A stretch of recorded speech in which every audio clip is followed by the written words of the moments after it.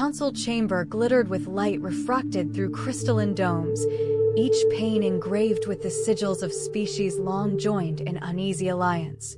Captain Gray Talen of the First Light stood straight, backed in the center, aware of the eyes upon him.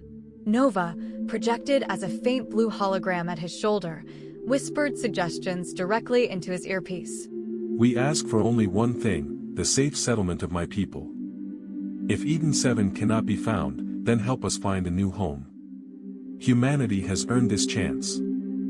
Across the semicircle of counselors, Elder Anastriana, elegant and composed, folded her long fingers. We do not have any records of this planet you call Eden-8. Since you claim the existence of your home world, Earth, and the planet Eden-8, we will have our observers search for them.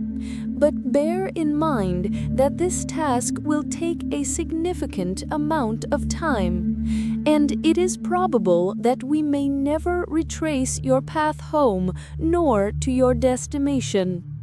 Therefore, the Alliance agreed to allocate worlds for your kind to occupy, should you agree to abide by our laws of trade and diplomacy. Cooperation, yes. The humans' resilience may enrich the Alliance. They've proven that they can take a beating, then rise back up. Guts enough to survive exile and nerve enough to face adversity, wouldn't you say? Elder Gorham's eyes slid toward the wolfman in shackles, Captain Fang, who begrudgingly smirked. Then came the growl. Warlord Ulger rose, fists balled. His voice shook the chamber. Never. Humans trick their way into honor. I lost my wager, yes, but I do not bend to mere upstarts. Mark my words, you pink-skinned meatbag. You and your kind will never be safe. Better watch your back. With a snarl, Ulger stormed out, his armored boots clanging like thunder. Months followed, full of debate and roadblocks.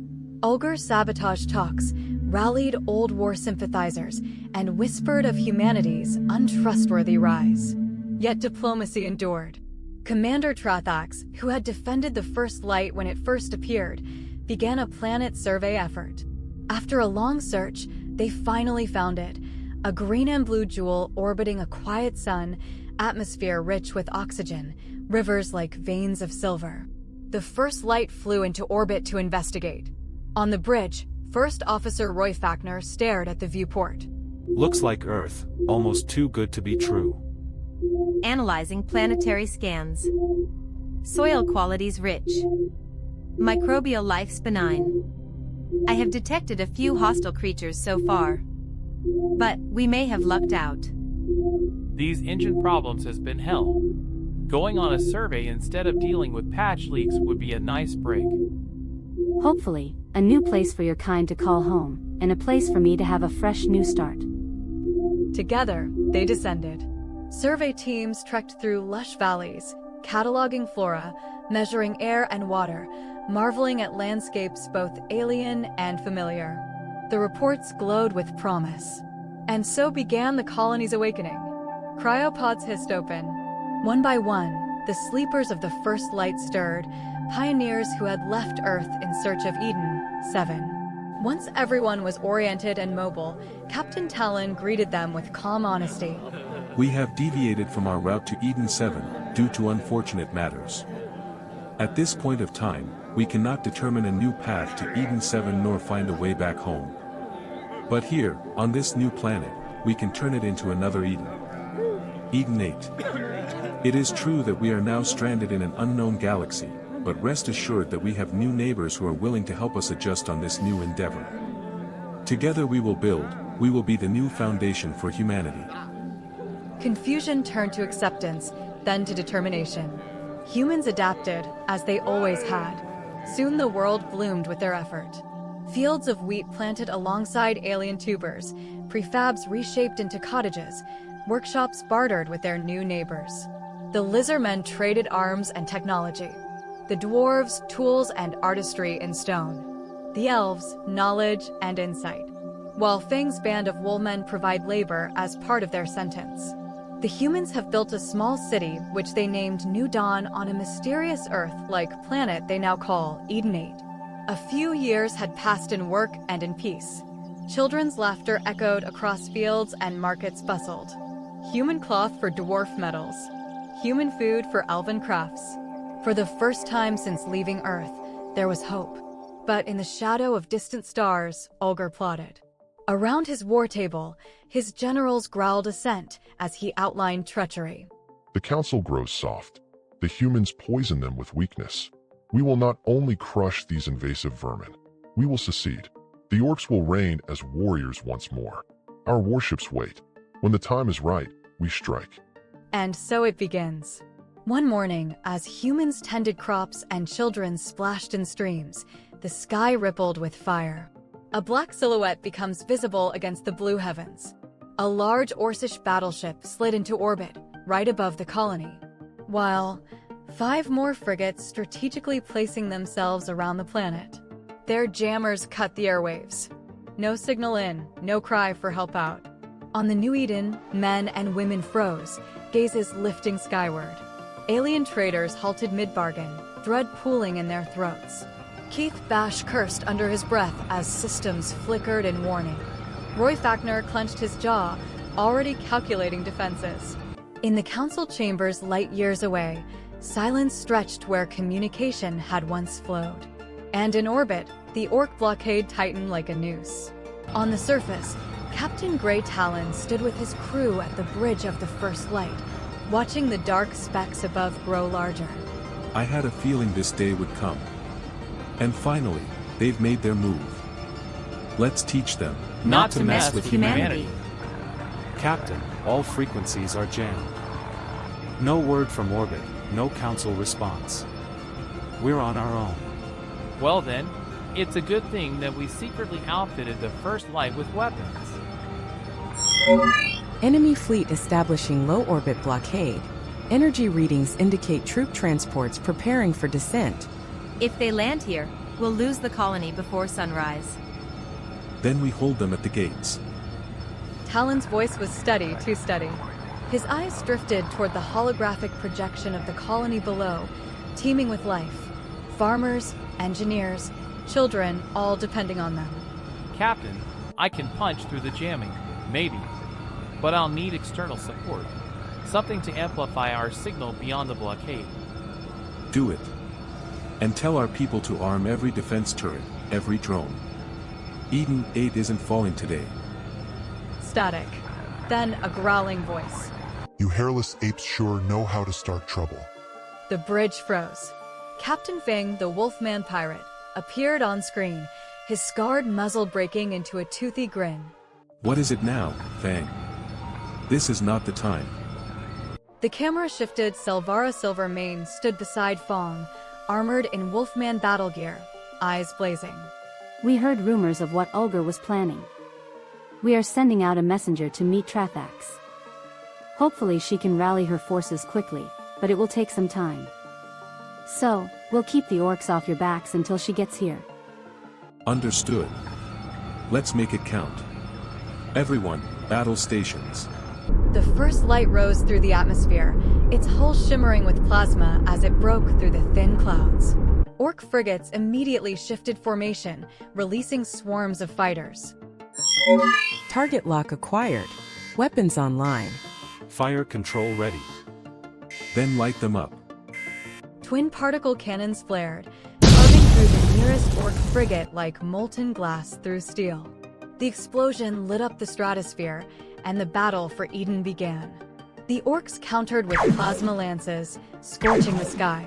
The first light weaved between them, its human-built frame outmatching every expectation. Direct hit on port thrusters. Stabilizers compensating. Hull breach on Deck 12, medics dispatched. Keep us in the fight. Outside, Fang's Wolfman ships darted through the chaos, their sleek crafts tearing into orc fighters in wild, furious packs. Selvara's voice came over the comm. Captain, 1 frigate down. But they're forming up near the atmosphere edge. Looks like they're trying to land troops. Not while we're breathing. In orbit, the orc battleship Bloodhammer descended lower, its super cannon glowing green, aimed straight at the colony. Then a new signature appeared. Did someone order orbital justice? Traffax. You beautiful scaled miracle. Save your flattery for after the battle, human. Olgar is mine. Behind her, 3 more ships emerged. Dwarf-built cruiser, Elven interceptor, even the Council's flagship. The orbital sky erupted with light, Alliance fleets clashing with Olgar's armada. The void trembled. On the Bloodhammer's command deck, Warlord Olgar snarled, watching his frigates burn. His red eyes flared. Damn that Fang, that traitor, and these humans, they still mock me with their unity. These soft races, they forgot fear. Then I shall remind them what war means. His ship descended toward Eden's surface, straight toward the first light. He's coming straight for us. That thing's the size of a city. Then we'll cut it down to size. As the 2 ships collided in low orbit, the first light unleashed every weapon it had: railguns, missiles, plasma turrets. The Bloodhammer answered with hellfire. Debris rained down through the clouds, streaking across the dawn sky like shooting stars. The first light's shield shattered. Fires blazed through her corridors. Warning. Shield are down. The ship is sustaining heavy damage. We're losing containment. Main reactor down to 30%. Captain, if we keep this up, we die. If we're going down, then we take him with us. Nova, prepare the overcharge. Direct all remaining power to the forward cannon. Confirmed. Warning. This action has a 95% chance of destroying the first light. I know. Just do it. Roy turned to Captain Talen, silent, then smiled. Always knew we'd go out with a bang. It's been a pleasure, Captain. The ship's main gun began to glow bright as a second sun. Foam's fighters quickly swerved off to clear a path. The beam fired. The Bloodhammer was split in 2, molten fire pouring from its ruptured core. Olgar's final roar echoed through every comm before silence claimed the void. The explosion lit the sky over Eden-8, a sunrise of human defiance. Days later, the fires were gone. The wreckage of the first light lay half-buried near the colony's edge, its hull now a monument. The Alliance Council convened on Eden-8's surface. Trathax, Fong, and Selvara stood with the colonists as Elder Anastriana addressed the crowd. This world stands free because humanity refused to bow. You have proven again what none could deny. Your courage burns brighter than any star. A shimmer appeared in the air, the last fragment of Novus projection. Dear friends, the human colony from Earth, all citizens of Eden-8, listen to Captain Talen's final log. Humanity is young, but unbreakable. If we fall, we rise. If we are challenged, we learn. And when we are threatened, we fight. End of log. Years later, the city of New Dawn became the first human capital of the Outer Alliance. Children played in the shadow of the first light's preserved hull. The Council's banner flew beside Eden-8's, and above them, a new starship was being built in orbit. Its name, the Resilient. Carved along its hull were the words that would define humanity's place in the galaxy forever. We came from darkness and brought the light.